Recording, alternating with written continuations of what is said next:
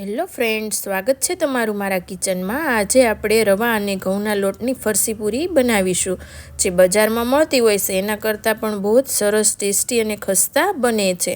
તો એની માટે આપણે 1 કપ ઘઉંનો લોટ લઈ લઈશું અને એના માપ પ્રમાણે 2 વાટકા 2 કપ આપણે રવો લેવાનો છે।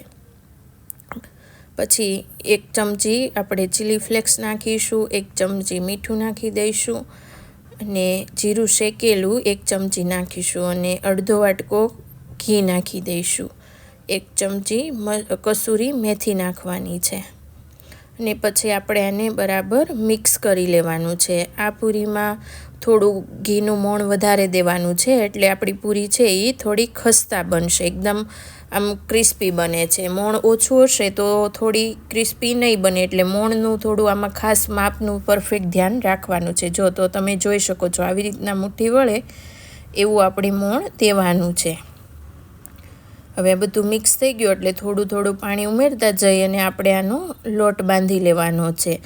આનો લોટ આપણે ભાખરીનો લોટ બાંધીએ છીએ એના કરતાં થોડો સોફ્ટ રાખવાનો છે અને રોટલીના લોટ કરતાં કઠણ રાખવાનો છે, એટલે એવી રીતના આપણે લોટ બાંધવાનો છે। અને આ રવો હોય છે એટલે રવો થોડું પાણી પીવે છે, તો આ લોટ બાંધીને આપણે 10થી 15 મિનિટ માટે રાખી દેવાનો છે એમને। ઉપરથી જો થોડું તેલ નાખી અને પાછો લોટ મસળી લેવાનો અને હવે 15થી 20 મિનિટ માટે રહેવા દઈશું। પછી જો આવી રીતના નાના એવા ગોળે લુઓ લઈ અને પૂરી નાની નાની બનાવી લેવાની છે। આ આપણે પૂરીને મહિનાઓ સુધી સ્ટોર કરી શકીએ છીએ અને નાના બાળકોને નાસ્તામાં મોકલવા માટે કે 4 વાગે નાસ્તો કરવામાં ચા જોડે બહુ સરસ લાગે છે ખાવામાં। બજારેથી આપણે લઈ છે એના કરતાં તો ખૂબ જ સસ્તી બની જાય છે અને ખાવામાં પણ બહુ જ સરસ બને છે, ખસ્તા અને ક્રિસ્પી બને છે। તો જો આવી રીતે આપણે એક પછી એક પૂરીને વણી લેવાની છે અને જો પૂરી વણાઈ જાય પછી આપણે એની ઉપર ચપ્પુની મદદથી કાણા પાડી લેવાના છે, એટલે આપણે જ્યારે તળશું ત્યારે પૂરી ફૂલે નહીં એટલે।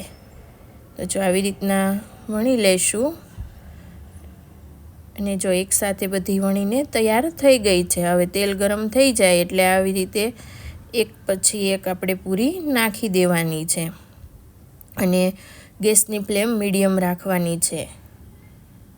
જો એવી રીતના એક પછી એક નાખતા જઈશું એટલે પૂરી ઉપર આવતી જશે અને આને આપણે 5થી 7 મિનિટ માટે તળતા ટાઈમ લાગે છે, એકદમ ગોલ્ડન બ્રાઉન કલરની થાય ત્યાં સુધી તળાવા દેવાની છે।